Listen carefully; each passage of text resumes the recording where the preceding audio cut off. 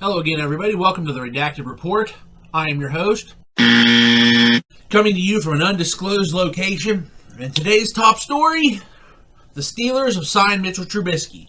And I know it was a few days ago that they actually officially signed Mitchell Trubisky, and I'm kind of late to the party with this video, but that was by design because I kind of wanted to sit back, check out social media, and look at the reactions of Steeler fans. And honestly, I'm quite surprised because I expected the majority of the fan base to lose their collective minds and just shit a solid gold brick because they didn't want Mitchell Trubisky. But, I mean, there's been some negativity, but there's a lot more positivity, too. And just right off the bat, I'm going to tell you right now, my reaction to this, total positivity. I think Mitchell Trubisky is an absolute perfect fit for the offense that Canada wants to run. And I'm not a big fan of Matt Canada or his offense, but I'm going to give him the benefit of the doubt if he gets a quarterback that fits his system. And Trubisky fits the system. I wanted them to sign Trubisky last year when he was a free agent to sit behind Ben for a year and then be the starter this year. I was campaigning heavily for that. I wanted Mitchell Trubisky the second he left Chicago. I wanted Trubisky in Pittsburgh. But he made the decision to go to Buffalo. And he did that, as a backup, but also to play in with the organization and the coaching staff that turned Josh Allen into an MVP candidate. And I guarantee you, I know it was only a year, but he learned a lot. And he's going to be a great quarterback for us. Now, you can talk about everything he did in Chicago, and you do have to bring it up. I mean, look at his stats in Chicago here. Let's just go over it real quick. I mean, he was 29-21 as a starter. That's not horrible. He had completed about 64% of his passes. Fairly decent. You really, anymore, you want your quarterback over 66%. But I can deal with 64%, and that could go up. He had 64 touchdowns and 38 interceptions for 87 quarterback rating. That's not great, but he's made a lot of plays. He's got over 1,000 rushing yards in his career in 5 years for a quarterback. 9 rushing touchdowns. He can run. That's where he's the best at. And in Chicago, they tried a lot of the times to, make him a pocket passer. He's not a pocket passer. He's the kind of guy you get the rollout, the play action, bootlegs going. You can do a lot of things with a quarterback that mobile. And he's a lot better than people give him credit for. Now, as I said, if you look at his stats and you look at his record, it looks to be, at best average, at worst mediocre. And that, like I said, that's one way you can look at it. But the way I look at it is, his 4 years in Chicago, let's just take the whole Buffalo thing out of the equation, because he only had 8 pass attempts in Buffalo. So let's take it out. Let's talk about his first 4 years in Chicago. You can say that, well, they went to the playoffs twice and lost both games. He really didn't get them over the hump. That's one way to look at it. But the way I look at it is, he took 2 Matt Nagy coach teams to the playoffs. And look how bad the Bears were this year without Trubisky. Maybe, like I said last year, maybe Trubisky wasn't the problem in Chicago. It looked more like Matt Nagy to me. And I think, while I'm not crazy about our coaching staff, especially our offensive coaching staff, it's a hell of a lot better than the Bears coaching staff. That's for damn sure. Matt Nagy is just, he can thank Andy Reid for him getting that job, because he did not deserve that job in Chicago. But, thank you, Andy Reid, for making him look a lot better than he was. Trust me, he was not a good head coach. So, in 4 years, he took 2 of those coach teams to the playoffs. Now, I think that's going to be huge for us, especially now with all the moves being made, not just in the AFC North, but the freaking AFC. We had to do this. And we've also, on top of Trubisky, we have signed, we've had a great free agency period and a great offseason so far. And I got a video coming with that.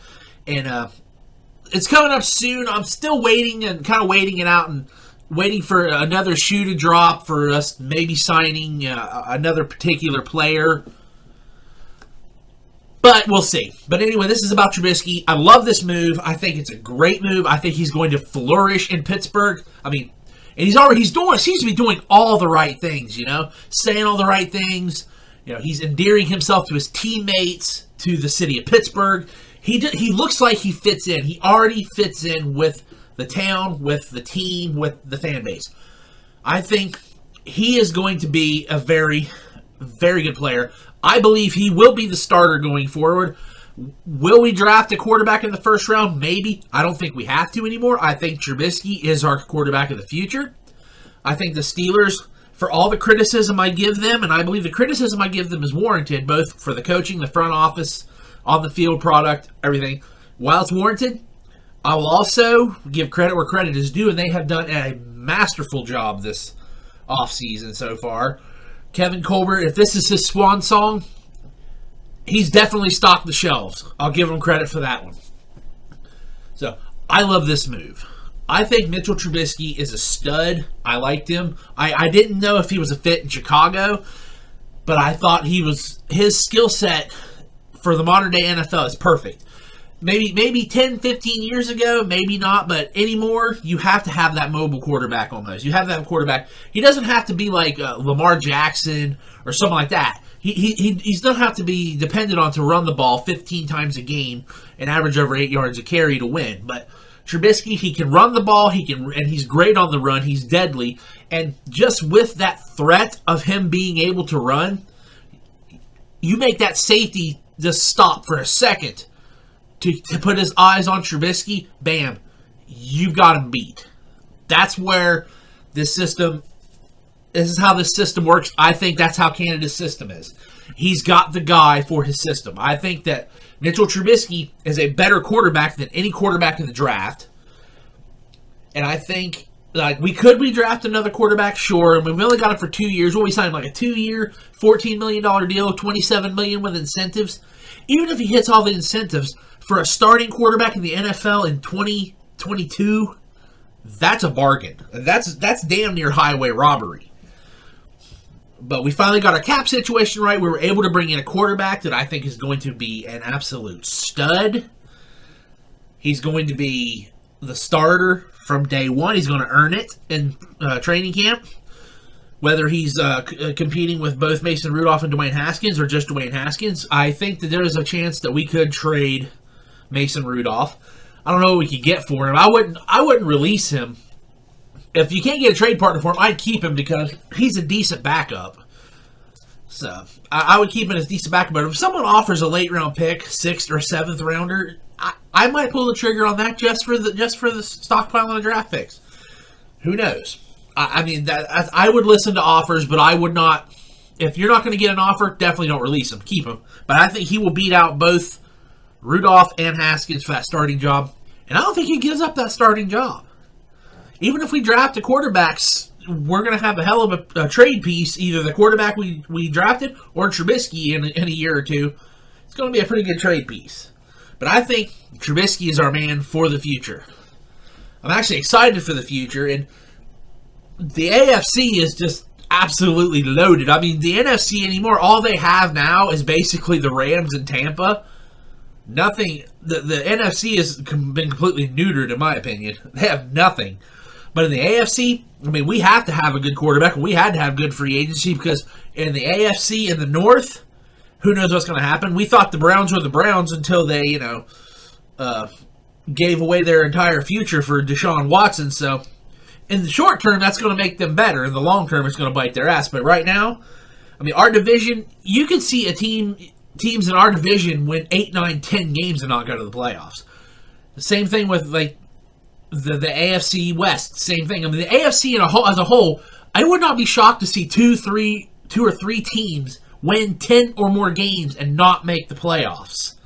That's how loaded the AFC is. So this was almost a necessity for Pittsburgh, and I think they nailed it.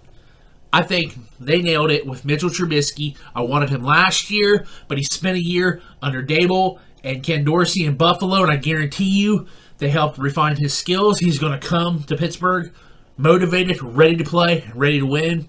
And I think that our future is very bright. It's very, very bright with Mitchell Trubisky under center. That's the way I see it. Let me know what you think in the comment section. And I thank you for watching, and I hope you join me next time on the Redacted Report. Take care.